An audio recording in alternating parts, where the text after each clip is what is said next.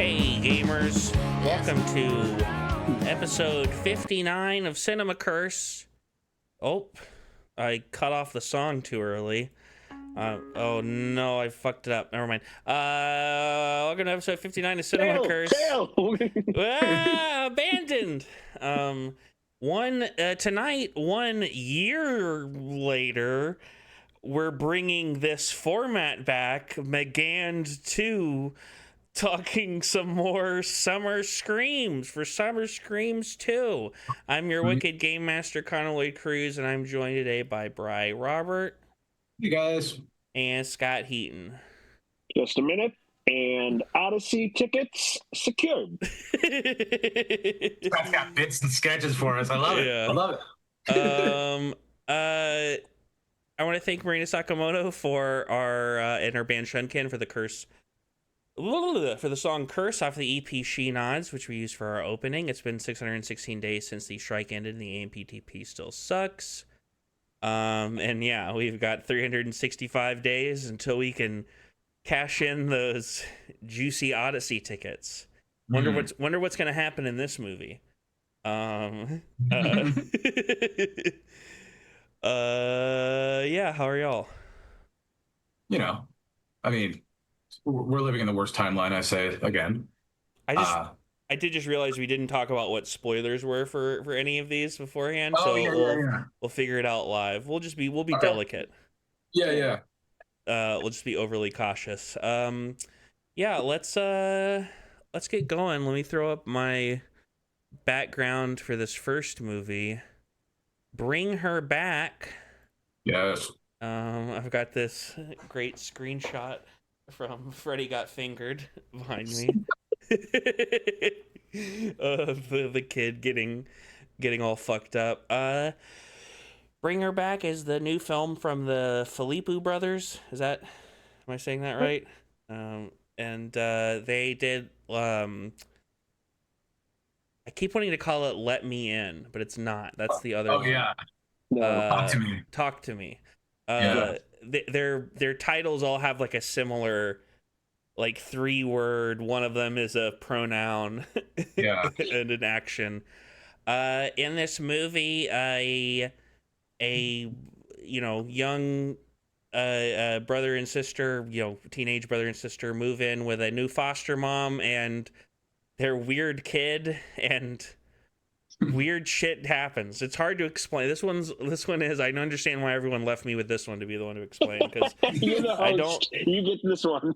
I don't really know how to explain this movie other than it's fucked. It's the feel good movie of the year. I was gonna say feel bad movie of the year, but right. Feel bad movie of the year. Right. It's really good. Pretty great stuff. It's hard to talk about because I feel like this is one of those movies where so much of the plot is obscured when you first start watching it, and so much of the narrative drive of the story is trying to figure out what's going on. I feel like you give the basic setup. Right. Yeah. You just don't know it. Once it hits the gas, you're like, oh, we're going in that direction. Yeah. The basic setup is that two orphans, two teenage kids. Their father dies. The father has a stroke, and so they are sent to foster care by Sally Hawkins is going to watch over them. And what happens quite quickly is that Sally begins to gaslight, would be one. The older teen, and the younger teen is a blind child. Yes, yeah, so that's a basic premise. Yeah, that's like, and she's like what 17, so it's like she can be very close to becoming adult, but like, and he's like he should be already on his own, but doesn't want to leave her in that system. That's it. Yeah, he's about to turn 18 basically, and he's trying to basically tough it out until he turns 18 so he can apply for guardianship of his sister. She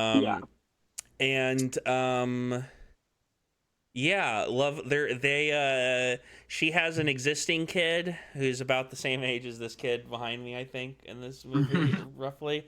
And boy, oh boy, love a movie unafraid to fuck up a kid this bad. Well, you know what? Scott and I can say with 100% sincerity, because we went to see an early screening of this where they had a full cast Q&A, and that kid was there, and he was very like, they made the jokes the whole time where he's like, yeah, he can never watch the movie he made, all those typical tropes, because he's the sweetest kid imaginable. So we at least know that, like, from a filmmaking perspective, they didn't they didn't do the old school Kubrick Hitchcockian way of method acting with their people. So we know he's good in that regard. But yeah, they went for it. He was great. Sally Hawkins is great, though. It's I kind of want to throw up spoilers before I talk too much about her character. Yeah. And I will say, like, I think that the movie does a really good job of explaining just enough to, like, get everything across. I could have used, like, one or two more of those creepy ass videos just because of how creepy they were. And like it would have been cool to get maybe like another creepy video. I'm thinking about the scene in, like, Being John Malkovich almost, where when Orson Bean takes Cameron Diaz in at the end and he shows her that book and it has, like, the diagrams of what's happening. Like, I wanted, like, a little, like, I didn't need someone to exposit and explain everything, but, like, some sort of, if we had seen, like, if the character I'm talking who would be doing this stuff, if they were, like, looking at, like, a pamphlet and it had, like, you know what I mean? Like, I wanted, like, one or two, like, almost Evil Dead style, where your book is, like, kind of at the right time giving, or Evil Dead Rise, the way they did that, where it was like, you're now at that part of the film based on the page turning. Just give you a little, because that was the creepiest part of the entire thing, is that those cut shots were great. Yeah, there's actually there's a website for the movie. I forget what it is, but if you just search, like, Bring Her Back website, and they made a bunch more, like, weird cursed found footage stuff just for the website. The website's very, if you want to really spook yourself out, wait until, like, 11 p.m. by yourself, headphones in your room, go to that website. For real though, I would love to see these guys make a found footage film. Like, I think they would do such a great job at it, just because they get it, and I'm such a fan of the genre because how easily it can go terrible, but yet when it's nailed, it's such a cool experience that it's, I feel like those are the guys that could pull something like that off really well with sound design, just the way they're twisted just enough, and I don't know, I'm really excited. Yeah. And they're YouTube guys. They started on YouTube. So I think, they do great with found footage. Brian and I actually saw Talk to Me the night before, and then we saw an early screening of Bring Her Back the night after. I'd never seen Talk to Me, and I really enjoyed it. And seeing this, I preferred Talk to Me more than this one, but that had more to do with my own taste than that had anything to do with the movie. I think the movie is incredibly well done. Talk to Me is more of an adventure. This is just bleak. But I mean, like, any of my issues with the movie, like, I think I tell the directors to be like, that's what we were doing. What do you think we would want? You're in a deep pool. Yeah. More than anything, after seeing this second one, and I go, these guys are the real deal. Like, I'm curious. I can't wait to see what they do next. Do you want to throw up spoilers for a second? Yeah. I wanted. I think one of the most interesting things. I basically had two thoughts under spoilers. One is that clearly Sally Hawkins is cast against type here on purpose, because she just seems, like, I associate her with, like, Paddington and The Shape of Water, these very, like, warm characters, and I feel like she has that charisma inherently. And so then, spoilers, she's the villain of the movie. And she is trying to use these tapes and this ritual and this little boy that she's kidnapped. It's not actually her son. It's not actually another foster kid she has, and some weird demon process to use the younger daughter's the younger sister's body to resurrect her own child who died previously. And she's a bad foster mom. She should have had a few more visits. But it is fascinating because, again, I love the trauma stuff where it goes into, like, how people deal with, like, deal with things. And obviously this is an extreme level of it, but it's what like guilt and loss and all these different things that create the traumas just form. And this is just such an extreme version. And I remember the guys, they were saying that like this was somehow influenced by their childhood. I don't know what elements, but it felt personal. And I think more than anything, to me, it seemed like what was there was because I was saying how like the older boy gets gaslit a lot, and it's like he made a mistake, and everyone seems to view him as a bad kid, but he's not. He's trying his best, and I think that is where like I could see them as the kind of kids who got in a lot of trouble when they were younger, and they weren't bad kids. They just school wasn't for them. Type of right.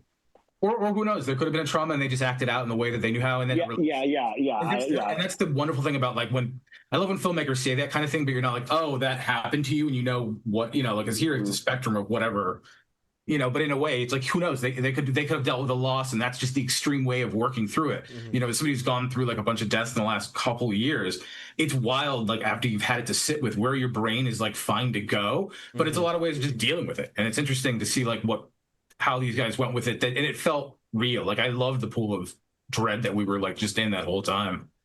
I do think, and I feel like, Bri, I definitely know you're going to disagree with me, but normally I'm the kind of person where I love a bleak ending, and I thought I loved most everything about the ending of the movie.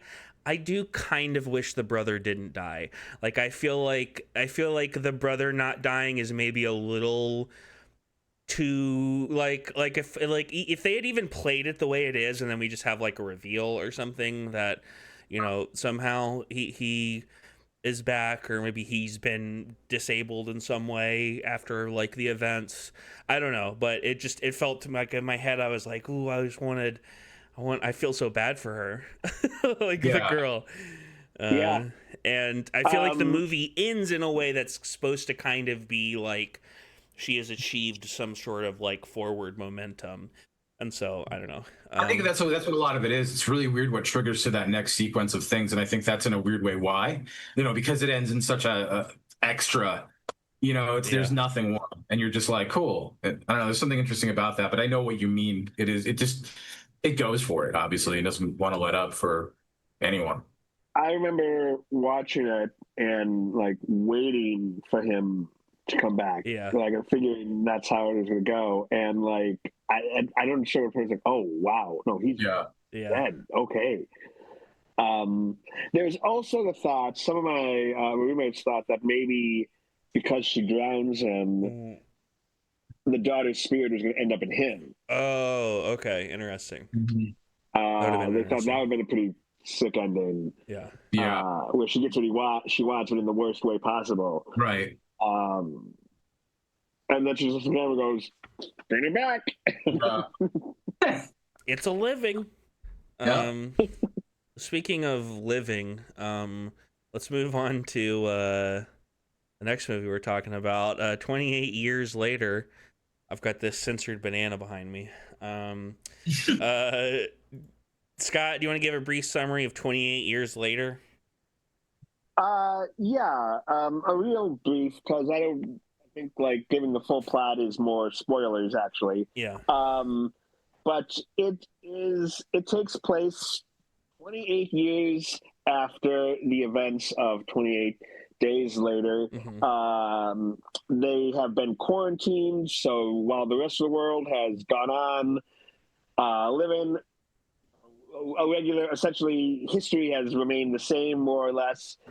This community is isolated. They're completely quarantined, and the movie is about a father and son, a family, and just sort of them living in this post-apocalyptic landscape. Yeah. It's really good. It's incredible. I think it's my favorite of these movies we're talking about, and it's mine too. I think overall, I was most excited about this, and I think it's because obviously we know there's another one coming within 6 months that added to that, but overall, I think too, I was stoked on it for sure. If it's interesting. It keeps. I feel like I've had other friends too had the same thing where they watched it and then they like saw it again like a week later and liked it even more. And I feel like this is one of those few movies that I feel like for everybody I talk to, everyone seems to be liking it more the more they get time with it. I think time and then oh, okay, sorry, Scott. I have yet to see it again, but I really want to. And I'm. Have you seen it again, Connor?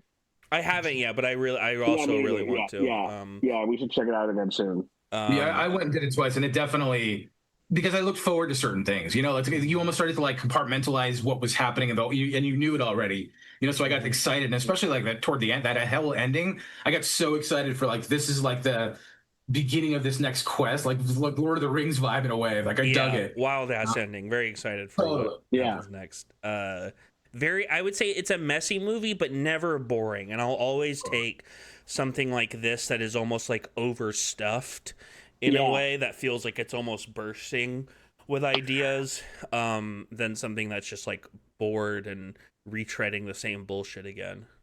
In a way, it reminded me of last year's Furiosa. Yeah. In just like, oh man, like there's no way they thought this is what they were going to go with it.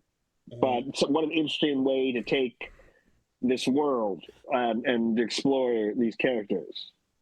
And just an interesting like thematic place to go to, because you know I rewatched the originals and I'll more compare it to the first one just because the filmmakers here didn't really have anything to do with Weeks other than being like executive producers or whatever.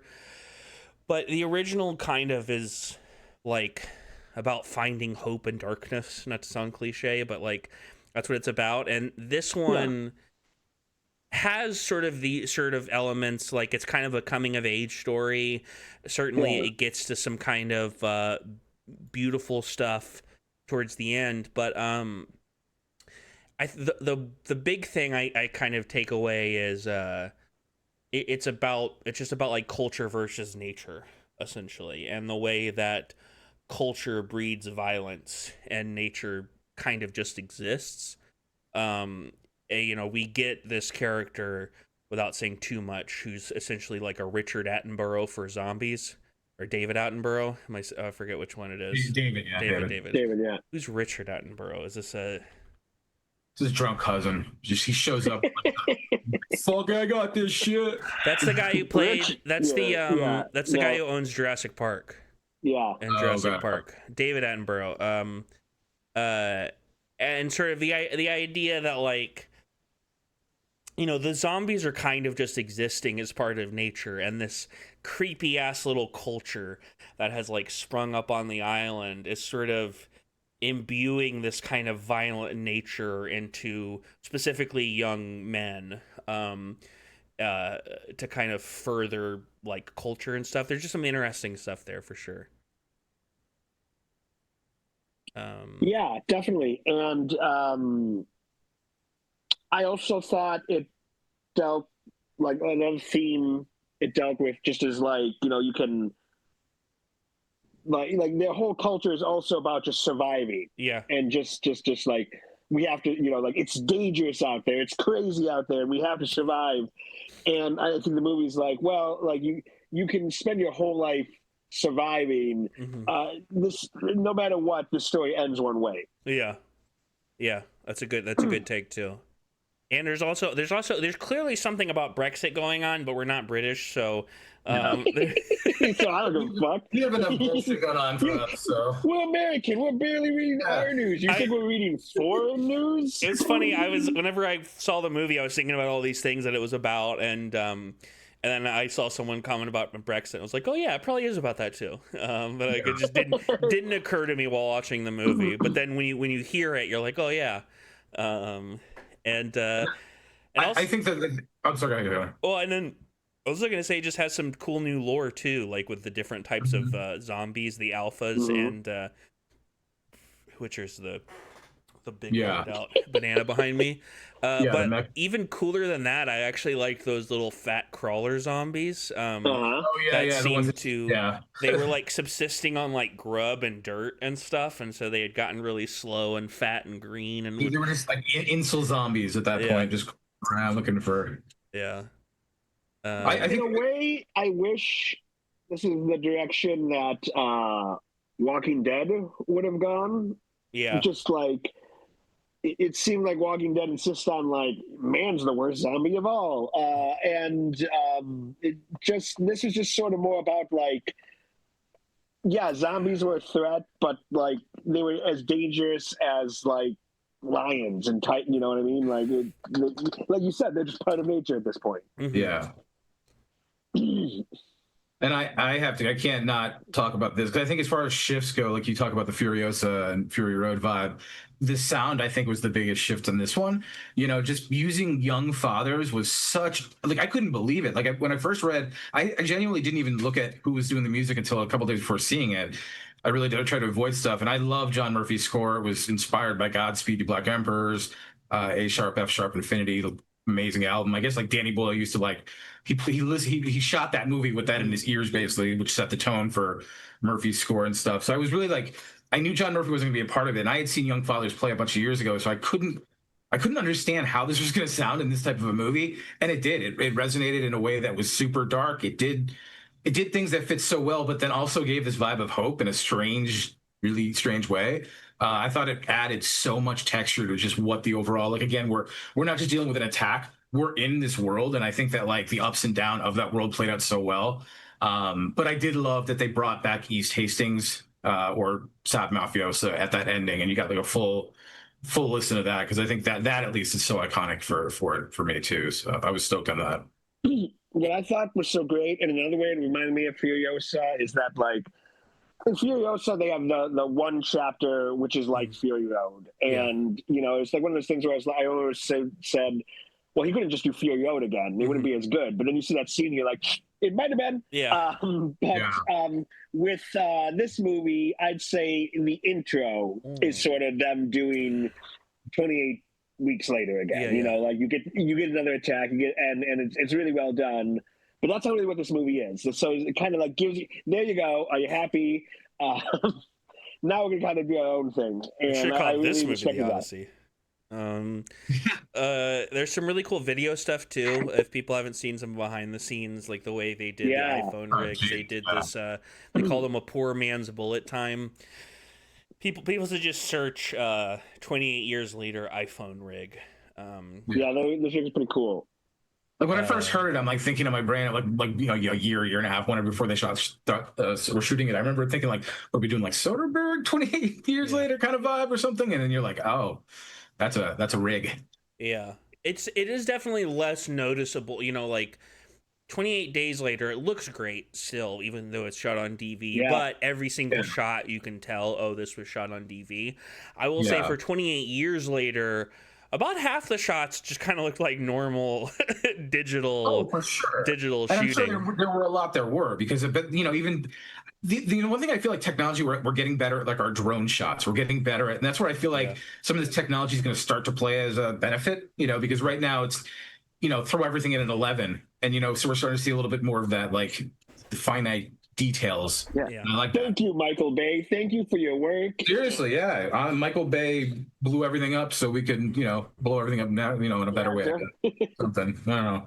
I almost don't want to talk about what this builds to in the ending unless people have super insightful thoughts, other than it's very emotional and more beautiful, more tearjerkery than scary, I would say. Yeah.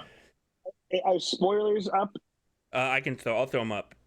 Bing. I'll just say one slight spoiler, just because, like, in the last, what the end leads to, it also leads to Ray Fiennes' character, and he's great in the movie. Amazing.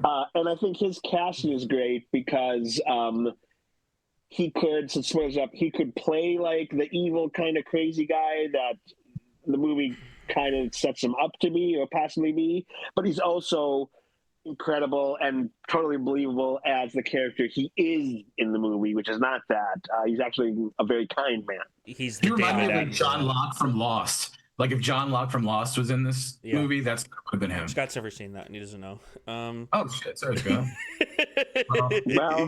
Well, those are now I never have to. Exactly. No, that is Lost. Right there is all Lost. Not just the early parts of the movie, but I would say even the marketing kind of misleads you about Ralph Fiennes' character. Like, absolutely. Like into you thinking like, oh, you think he's gonna be almost like fucking Marlon Brando or something in Apocalypse Now, and then he's much more. It's almost like the bait and switch in the first Home Alone movie with the shovel man. Where you're that's a great. That's the movie vibe I was getting when watching that. I was like, real Home Alone vibe. Where you're like, this guy's fucking scary, and then you meet him, and you're like, this guy's the nicest man I've ever met in my life. All right.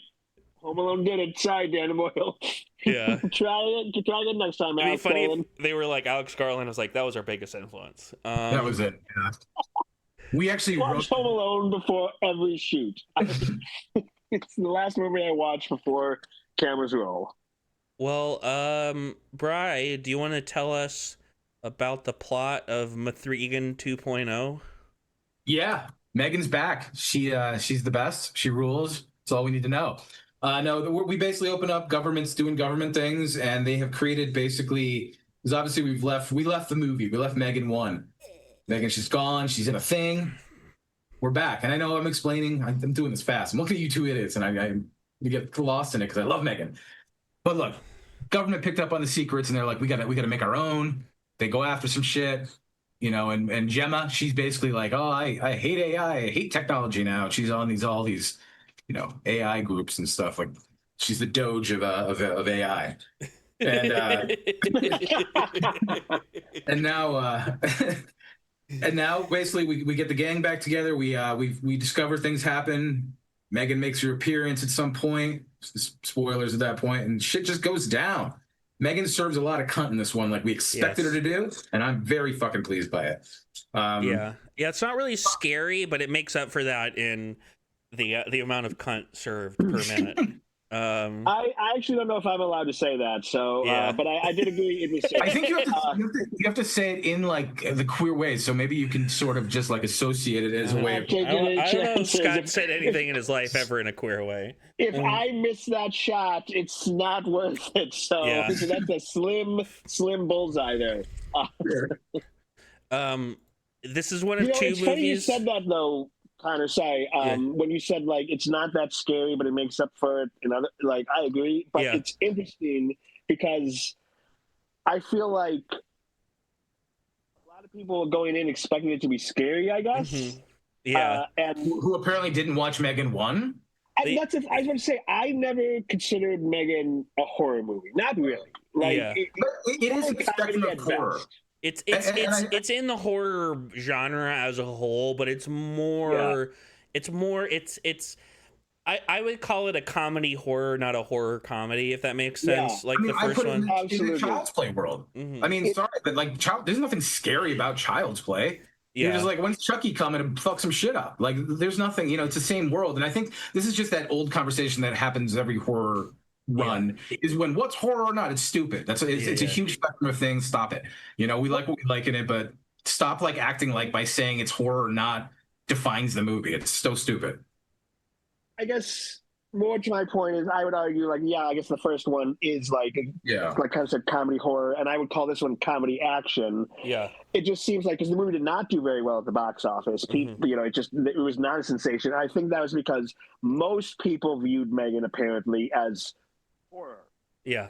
And so they wanted to come in more like they wanted kills, but they wanted to be scary kills. Mm-hmm. They did not. I don't think they were that interested in her serving. Yeah. Yeah, but I know, but that's still see you next Tuesday. There you go. Serve and see you next Tuesday. Remove that though, and like what other stuff like in the first one gives I don't know. I can't really picture out. I wrote like my first big note on this is I don't really know what people are expecting because besides it being about 10 minutes worth of exposition too long, I thought this was kind of exactly what I wanted it to be. Absolutely. You know what I mean? Yeah. Absolutely. I watched it. I went and saw this 3 times in the theater. I went and saw it twice the first day, the Thursday it opened, because I wasn't sure if I was going to be able to make it with you guys later on. And I'm like I'm not missing M3GAN for anything. And I went to the 2 p.m. and I was like, fuck it, this is great. This is exactly what I wanted in this thing. Yeah, of course I would have loved it to gone in different directions, but that's why I want M3GAN 10 to be made someday. And just keep making them. Send her to hell, send her to space, send her everywhere. And it's even great. Talking about like trading in the horror for action to a certain degree, I feel like the movie does a really good job with it too. Like the action is all really fun and diverse, and they use M3GAN in a lot of different ways in the action scenes, like doing different things and ways that AI can be presented and go into this stuff. And also, I'll brief sidebar. I saw a couple people accusing anytime you have a movie involving like robots come out these days, you have people like getting mad at the movie for not having like an anti-AI in the real world stance, and it's like it's just not the same thing. I'm sorry, but it just isn't. Like we just haven't gotten to it. Like M3GAN is not, no offense, but if M3GAN existed, I'd be much more pro AI than I am now, weirdly, because she seems like a real person and not just like generative horseshit. More dystopian terribleness than what the reality is. Yeah. We should do a shout out, because we've talked about M3GAN a lot. We should do a shout out to Allison Williams, who really does hold this whole thing together. Owns this movie. I mean, her and M3GAN together. I've seen their little press tour. She is incredible in this, and it wouldn't work without her. Neither would the first one. And they bounce off of each other well. And I'll be curious to see what Universal does with the character M3GAN going forward. Like, I'm not sure we're going to get a full franchise just because this one seemed to be but like I also think they kind of really do want to make M3GAN the next horror character IP that they can continue to use. So I'll be curious to see what comes next for this character. This gives me hope, to be honest, just because I felt like they were, whether it's messy or not, or too much exposition, they like had those ideas where like we can build off of this and do weird shit, and they proved. Throw spoilers up, I guess, because there's not much. Yeah, I was gonna say before spoilers that I think they failed because they should have had a clip of M3GAN before the movie welcoming movie lovers to the theater. But yeah, that's spoilers. Fair. That is fair. But you know what? Maybe they just didn't have enough money. I mean, they put it all, I guess. M3GAN did remind us that silence was golden. That is true. But yeah, Bing, spoilers are up. Yeah, so obviously, like, you know, we proved by the end of it, like, it's a cheesy ass, like, great ending. It's exactly what you want out of like that slasher type thing where you're like, okay, so we can just do ridiculous shit at any point in time, and that's what I liked. You know, I mean, that's what M3GAN is. Like, I don't know if you want something more. There's a lot of movies out there for horror genres that aren't, but like, I'm a huge fan of the Child's Play movies. My dream is to still have some weird crossover someday. I would love it. I think it would be fantastic. Tiffany. Anyways, I think the biggest issue talking about that like 10 minutes of exposition too much is I think like the motherboard thing and then the guy being like a bad guy betrayal stuff. I felt like that was like a little like I wanted it to be a little more straightforward of just like it's an evil robot and it's coming to kill him and they got to make M3GAN.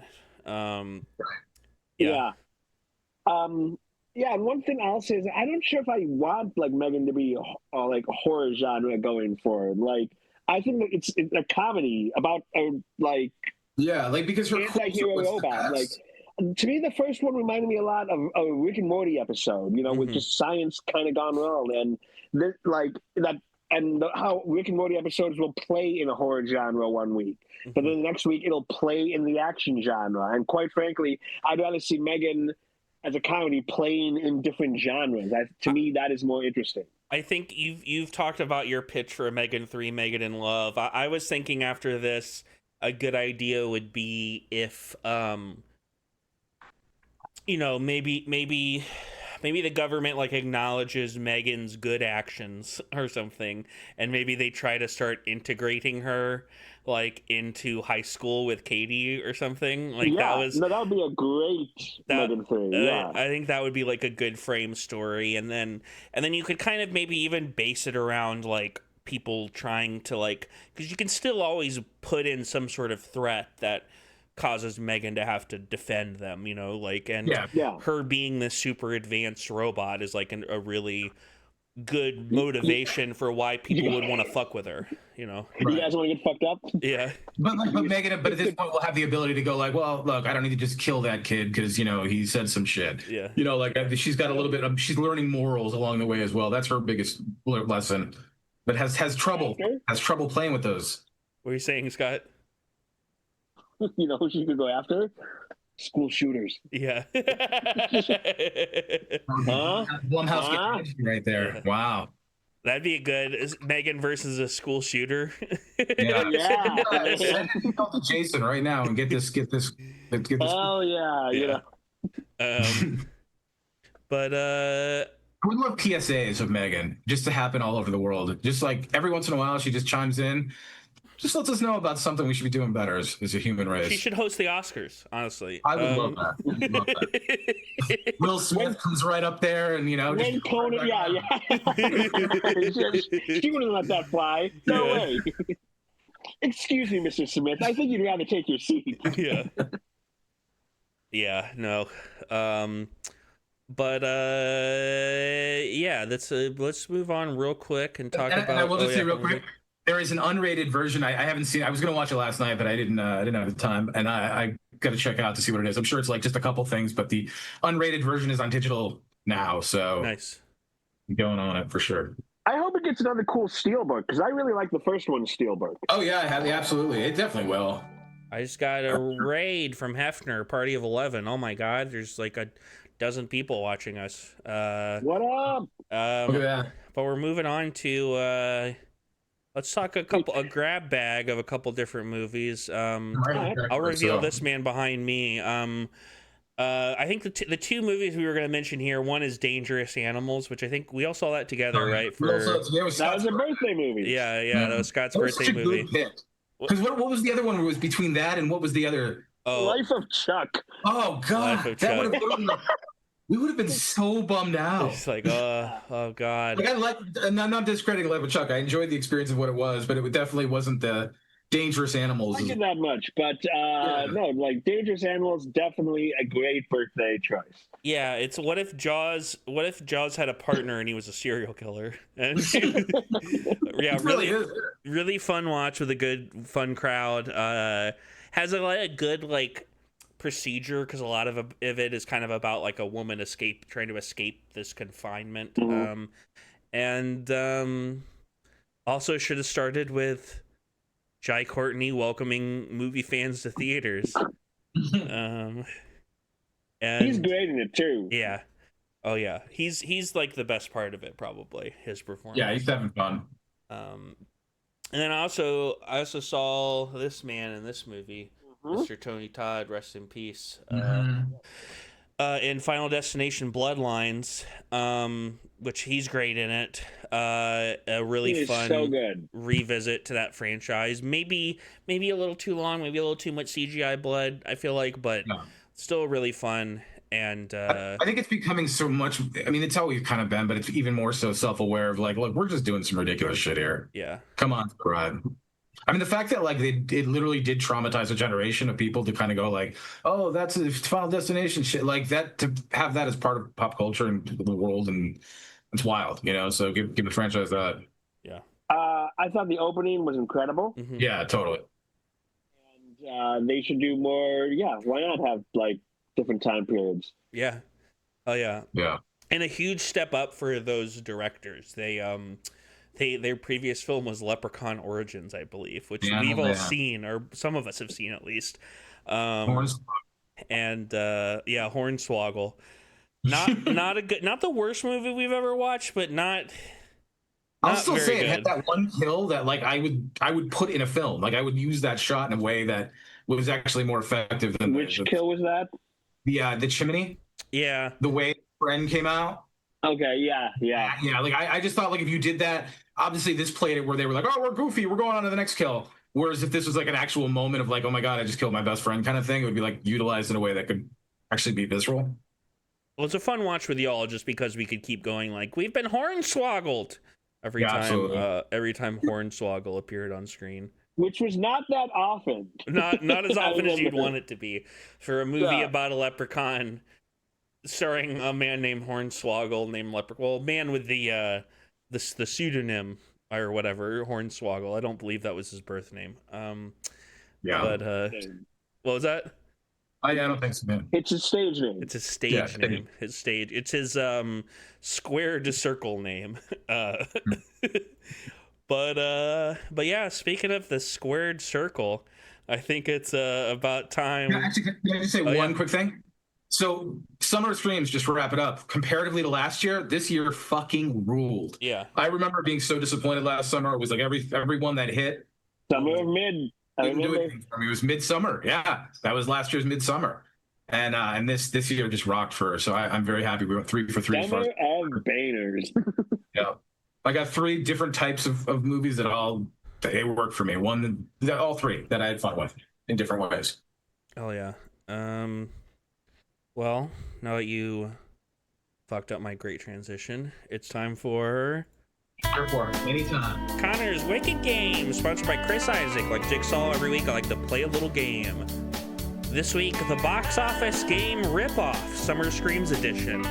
This is a total ripoff of the very fun box office game you can find online by Googling box office game. It's like one of those daily like Wordle type games that refreshes with a different puzzle. It's not the exact same thing as that game, but it's using similar mechanics. We are here to talk about some summer screams, so I've pulled info on a bunch of horror movies that have been released from May to August. You'll pick a date, we'll see if you can guess the movie. After you pick the date, I'll tell you the opening week box office. Both the date and the box office are the US opening week. You can then guess the movie or ask for a clue. There are 3 clues to choose from: director, lead, tagline. Choose one and I'll tell you what it is for the film. After you get the clue, you guess. Whenever you guess, if you get it wrong, we continue to the other, and they get the same choice: guess or clue. And each answer starts at 5 points. Each clue removes a point. You can also ask for what I have judged as the most useful clue, and I'll tell you one of the 3 clues that specifically I think is gonna like give it away more, but that'll take away 2 points.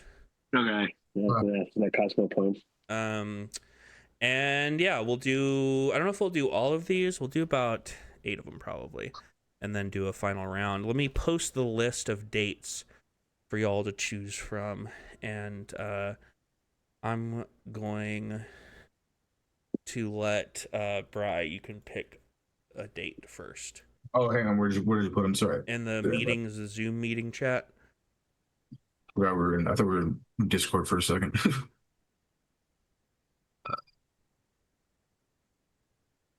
Maybe I just don't have a messages thing open. Hang on one sec. Sorry. It should just be at the bottom of the screen. It should just say chat. I can also text it on Discord if that's easier for people.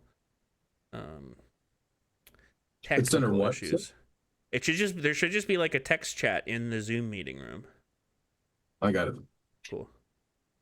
So yes, you have many dates to choose from.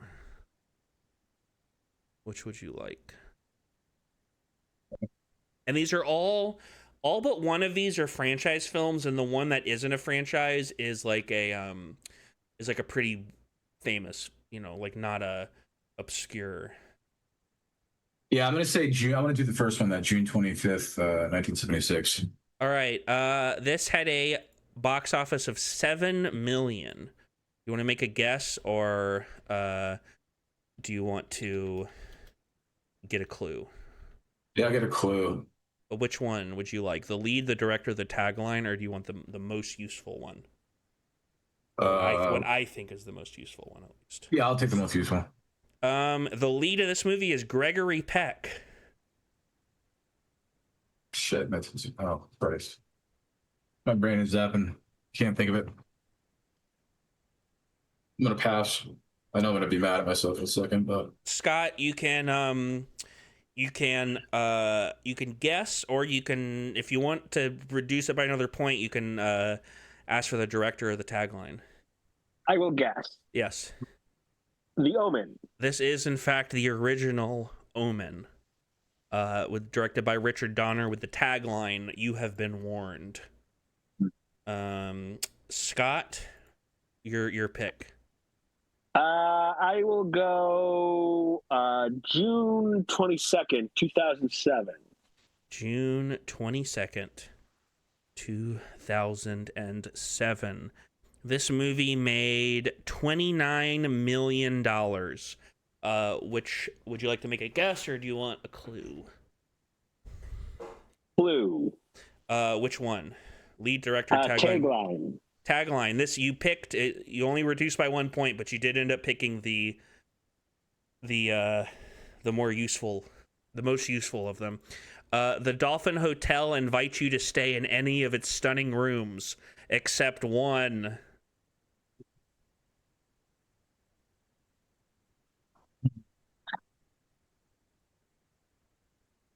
The Dolphin Hotel invites you to stay in any of its stunning rooms except one. Which stunning room is that? Room 666. Bri? I think actually I think we watched this in a Monday movie, I believe. Make it a guess. Maybe. Do I get any? You can get another clue if you want to. You can also make a guess if you have. I just am thinking about two different movies at once. Can I give an actor? Yeah, the lead of this movie is John Cusack. 1408. This is indeed 1408. Directed by Michael Halfstrom. I'm really glad we didn't get that one. What was the other one we watched by? Also with John Cusack. Yeah, the Mangold movie from. Oh, so it was Cusack too, man. Mm-hmm. All right, Bri, your pick next.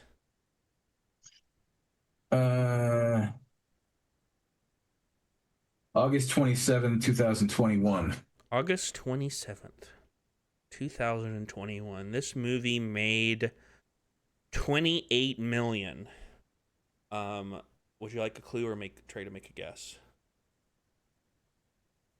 I would like a clue. Which is the least amount of points? If you pick one specifically, it's worth 1. If you ask for the most useful, I'll tell you one that I think is better than the others, but it'll reduce by 2 instead. Okay. So you can take a gamble on picking lead, director, or tagline. I'll take director. This was directed by Nia DaCosta. Oh, Candyman. This is in fact Candyman. All 3 of these would have been pretty good. It's starring Yahya Abdul-Mateen II, and the tagline, which I said this was the most useful one, is "Dare to say his name." Oh yeah, hell yeah, yeah. That's a pretty big giveaway. But so good. That's another 4 points for Bri. Scat, it's your turn. Let's do May 9th, 1980. Cool. This movie made $5.8 million.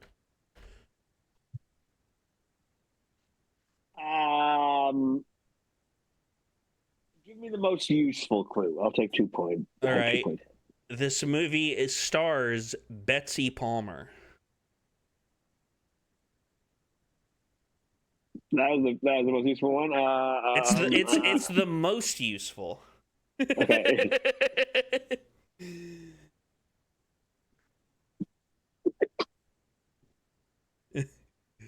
I don't know. I have no idea. Bri? Star Wars. I really generally. Forgot about it. She was in Star Wars.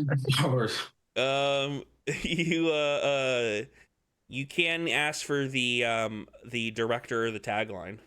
I don't know if I'm gonna have any luck with that. I guess give me a tagline, maybe.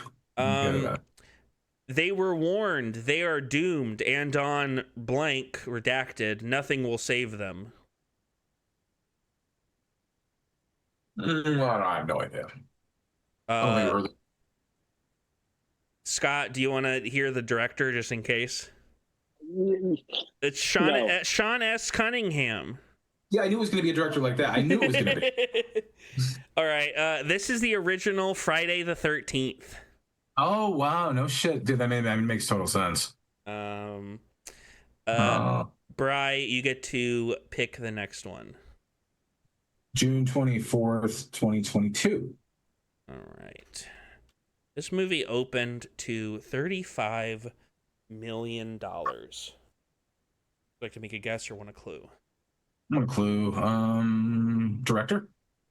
This is the most useful one. It is Scott Derrickson. What was he putting out at that point? What did he do?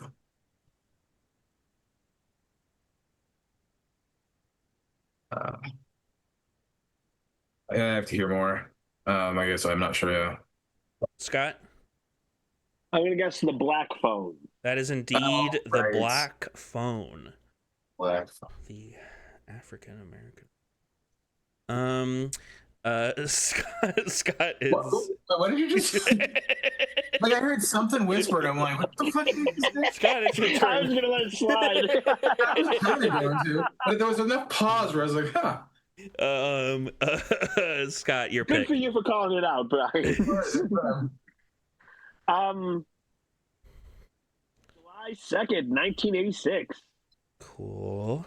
And I'm gonna send a second. This is the updated list now that we've looked at most of them. But July 2nd, 1986, this had $6.8 million. So not a huge opening. Which clue would you like? Tagline. Norman Bates is back to normal, but mother's off her rocker again. Psycho 3. That is correct. Fuck yeah! Starring Anthony Perkins, and I think the most useful clue, because all of the clues are like, okay, well, this is clearly a Psycho movie, but the fact that this one was directed by Anthony Perkins, for someone who's seen the movies, I'm always like, well, that's the one that Anthony Perkins directed. Your turn, Bri. Those are the new ones you said? Yeah. May 14, 2021. This movie opened to $11 million. Yeah, I need director, I guess. Darren Lynn Bousman. That doesn't help me at all. I have no idea. I'm gonna pass then on this one. Scott? And that wasn't the most useful, so you could still, if you don't want a 50-50 the other two, you could. You know what? Give me. You want the tagline? The tagline for this is discover a new chapter. The most useful is the actor.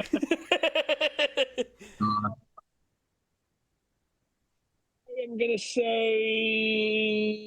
I can't think of the name, so I'm just gonna say that Chris Rock Saw movie. Like it's called Saw.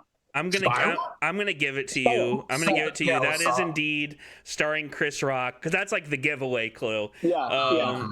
That is indeed Spiral from the Book of Saw. Yeah. Man, oh man. What a good film. That's a movie you just want to keep moving on, you know? Move on. Scott, your pick.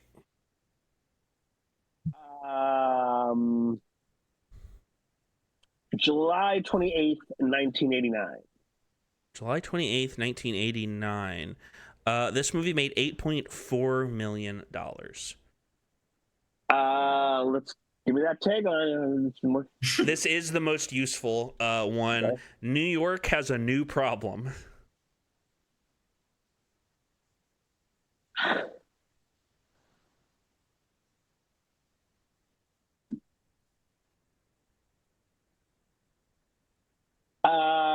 So what is the box office again? 8.4 million. Okay, that helps. Is that really going to be the one where you're like, you know what, that one made 9? That, you know, I was like, man, that's a whole other skill set you got. A different.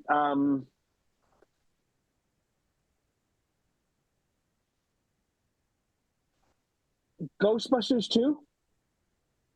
Bri? What did you use for the tagline? I used the tagline, and I said that was the most useful one, and it's New York has a new problem. What's the director?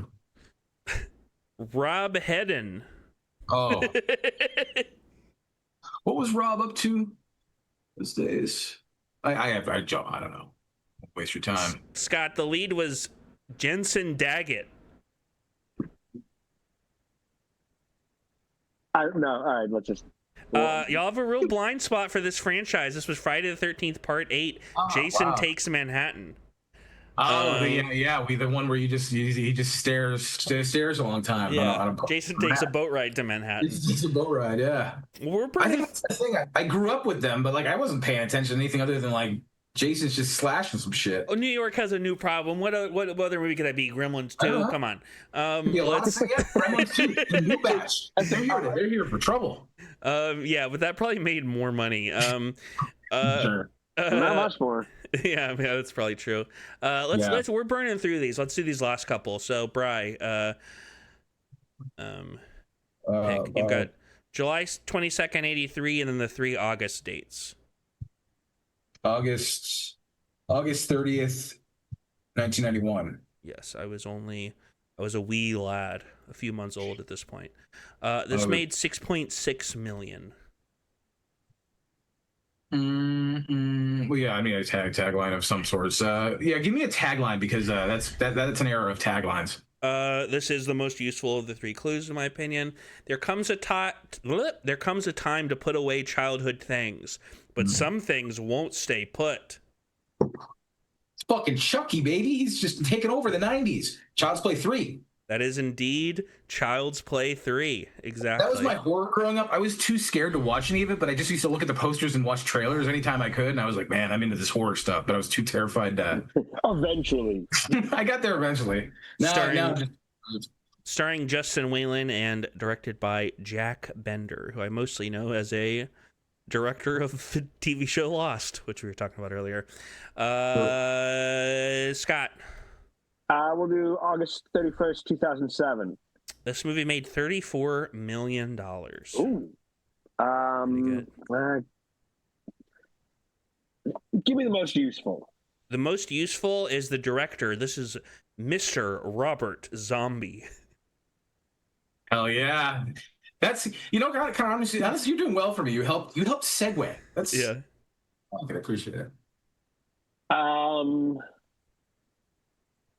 House of a Thousand Corpses? Bri? No. I know this because I have recently just done a Rob Zombie rewatch because my latest candle is going to be inspired by Rob Zombie films. I'm literally putting the labels on tomorrow. Yay. So I was ready for this one. This is Halloween. Yep. This is his original. That's messy as fuck and crazy as. Oh, that was 2000. Okay. Yeah. With Malcolm McDowell with the extremely generic tagline, "Evil has a destiny." Bri, you've got 2 left. July 22nd, 83, or August 19th, 88. 88. This movie made $18 million. Oh, and by the way, when I said there was only one non-franchise movie, that was 1408, and that's a pretty, that's not like a obscure horror movie. No. But yeah, August 19th, 1988, $18 million. What clue would you like?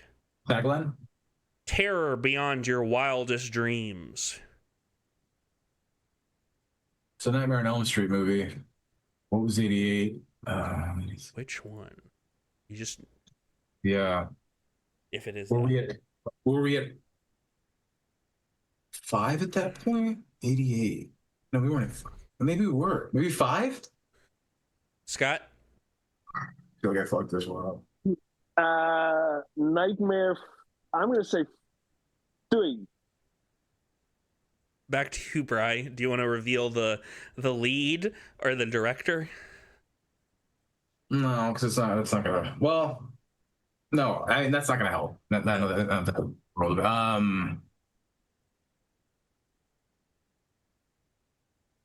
Five. You already you guessed 5. 6. No, and none of y'all asked for clues, so I have to call it there. This is obviously starring Robert Englund, directed by Rennie Harlin. This is A Nightmare on Elm Street 4, The Dream Master. I was going to say 4 after, well, obviously I said 3 different ones, but yeah. I put Rennie Harlin as the most useful clue, because Robert Englund and that tagline tell you it's a nightmare movie, but Rennie Harlin tells you, That's Nightmare 4. That's just another franchise that, like, because that's probably when I started to watch those movies. I was like 8, and I was starting to kind of just dig into those things. And I just remember the video store I used to go to all the time. It was like the visual, the posters, all that stuff, but it runs into one pocket at a time. That was beautiful. And Scott, you just default got this last one, July 22nd, 1983. This movie opened to $20 million. Give me the most useful one. The tagline: "The third dimension is terror."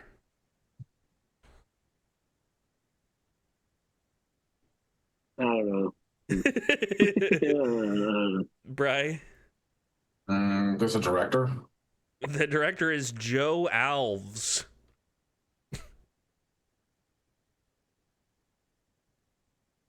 I know this was a summer movie for sure. I feel like I know that name. They're all summer. That's the premise. No, I know, yeah.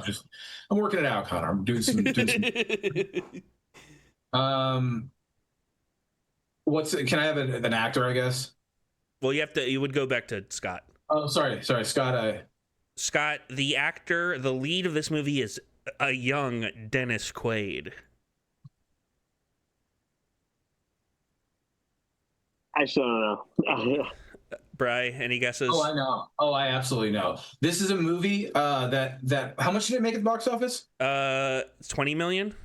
This, I think 90% of that went back into the cocaine budget during this film, and that is Jaws 3. Yep, aka Jaws 3D. Talk about. He says there's moments you can actually, like he pointed it out, like, yeah, I was super high on coke for this one.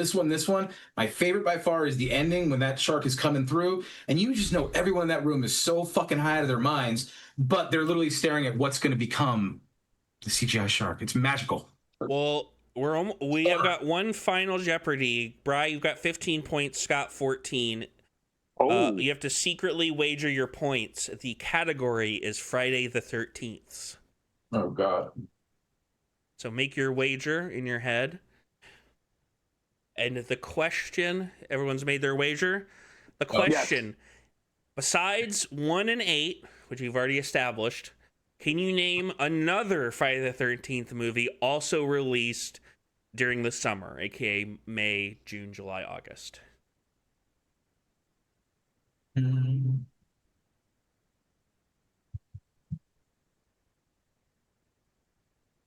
right. So let's start with Bri. How much did you wager? I wagered everything. Is what the fuck I do. Yeah. I'm gonna say Final Chapter, but that's my guess. Final Chapter. And Scott, what did you wager? I also wagered everything. Yes, and which one are you saying? Jason X? When will he go to space? Well, congratulations. Nobody wins anything this week because you guys both picked two of the only 3 that weren't released. Literally, 2 was released during the summer, 3 was released during the summer, 6 was released during the summer, 7 was released during the summer, 9 was released during the summer, and Freddy vs. Jason. The two y'all picked 5 in the remake are the only ones that weren't released during the summer. Should have been a summer. And that's why somebody fucked up in marketing, and look what happened to the rest of the franchise. Summer. So this is interesting. Y'all basically, essentially, it's like y'all didn't compete this episode. All right, so this is a great waste of time. but also, whenever only 2 people compete, I also reduce their appearances by 1. So I think it just cancels out. I think it basically just, you guys don't, it's literally like it didn't happen. Hell yeah. But yeah, Scott, do you have your bit? Yes. All right, let's go over to Scott for...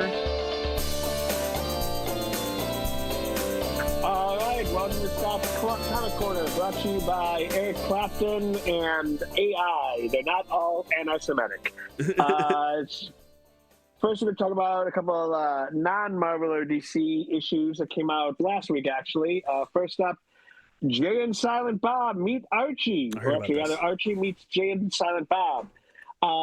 It's cute. Yeah. Kevin Smith wrote it. It's Archie gets a job at the Quick Stop. There's not much of a story to it. It's more a bunch of just kind of sketches with the characters. Essentially, it leads to them going to Josie and the Pussycats concert. Nice. It is done in the Archie style. I like the artwork. It looks good. It's fine. It's. I'd say if you're into Archie, maybe you get more of the jokes. I'm just really into the SKU universe stuff. So it was fun to see those characters again. I enjoy those characters. But them interacting with Archie didn't do much for me one way or the other.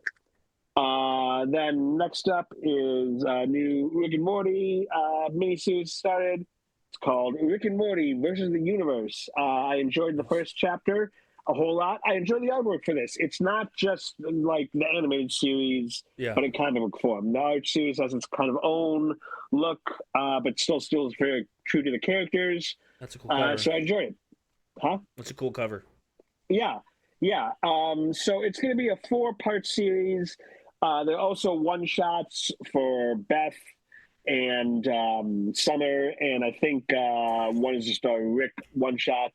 But I don't know if those are going to be necessary for the books themselves. Finally, this week, the big news is last week I talked about X-Men and the From the Ashes and how that's kind of done now. And what's next up is The Age of Revelation, which is going to be beginning in October, but they did a surprise drop this week, and issue 0 comes out this week, today. It just came out today. I did not get a chance to read it. I just got off of work and ran to the comic book shop, then came to this. But it's interesting, especially that they're doing this starting in October, because One World Under Doom doesn't end until November. Mm-hmm. But it feels like this isn't going to be the thing that's really changing the Marvel universe. Like, a lot of series are ending and getting their Age of Revolution series. So they're going to be renamed. So I'm not quite sure how that's going to work out, but it all starts here. The main series is going to be written by Jed McKay, but it seems like I said, a lot of series. I'm not sure how much they're going to do with the main storyline, but it is going to, a lot of issues are going to end and be rebranded. Like Laura Kinney Wolverine is going to become Laura Kinney Sabretooth. So obviously something happened in 10 years that now she's taking up that mantle. There's going to be a time jump? It's going to take place 10 years in the future. Okay, interesting. It's going to be a lot like Age of Apocalypse. Okay. This is essentially Revelation. Is Apocalypse's son. Okay. So this is like the next. Yeah, it's considered to be that 10 years in the future. So an alternate future where Revelation has taken over. So we'll see what it looks like. That's coming this October. Hell yeah. Well, I'd see if anybody got anything else. I'm thinking into genocide in Palestine, Congo, Sudan, everywhere else. I finished another very enjoyable season of Poker Face. Just finished with a great. I got to dig in. I love it.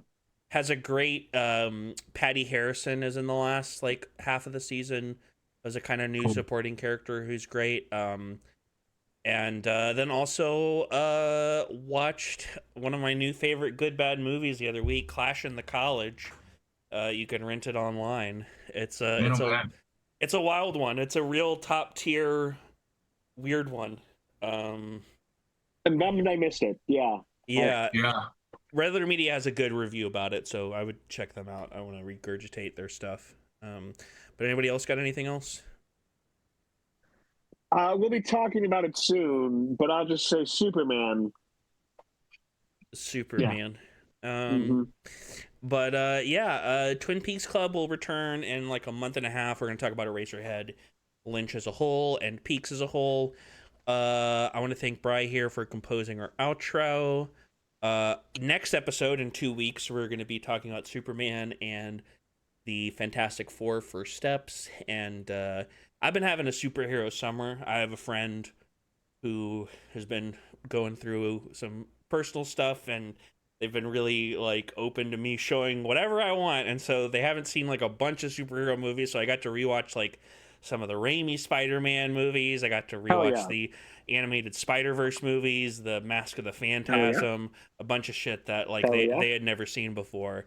I was showing them the really good shit, and we might start doing a a very slow-paced MCU rewatch, but we'll see. I downloaded the. I'm actually considering, like, once First Steps comes out, because it's gonna be a while till the next, like, Marvel comes out. Yeah, that might be a good time to, like, start doing a rewatch. yeah. I'm definitely gonna. I'm basically what I'm gonna do is I'm just gonna go like film by film. Like, I think she's seen Iron Man, so we'll probably skip the one she's seen before. And so the next one we'll definitely watch, I think, is Captain America, because you know. I like parts of Incredible Hulk and Iron Man 2 and Thor, but Captain America's a good, like, start. Captain America and Avengers are like the Iron Man, Captain America, and Avengers are like the 3 phase 1 that you like gotta see, I think. Yeah. But anyways, I will say, if you're gonna watch Avengers, you might as well watch Thor. Yeah, that's probably true. That's definitely, out of those 3, the one I would most be like, you know, if we're gonna watch one of these. But anyways, I was just saying, you should only watch Incredible Hulk if you want to watch Captain America: Brave New World. Even then, don't watch either. Don't watch either. Well, I say bad. I feel bad about that because I know the guy who wrote Brave New World. He's a good guy. Sorry, man. I have not seen it, so I'm talking shit blind. Yeah. It's fine. It's like a perfectly, we'll talk more about this in 2 weeks, perfectly cromulent. It's like, it feels ideally like the kind of movie you would be sick at home and like TNT would be playing in the background and it would be playing on there or something. And it would be perfect for that. You'd be like, this is a good movie. But anyways, yeah, you should follow us, Cinema Curse 666 on TikTok and Instagram. Smash that like button, like and subscribe. Tell your friends. Share this episode with your local doll maker. Oh, that's a good segue, because I saw the Annabelle, that ghost guy. Oh, yeah. Tour. Good he died? He died, yeah. I was like, whoever was like, shit. I don't know the full details of it, other than the guy died, and it was the Annabelle doll. That's what I saw. Wow. It was on tour or something. Wild. All right, well. Yeah, I guess that's the end then. So, goodbye, everybody. Bye.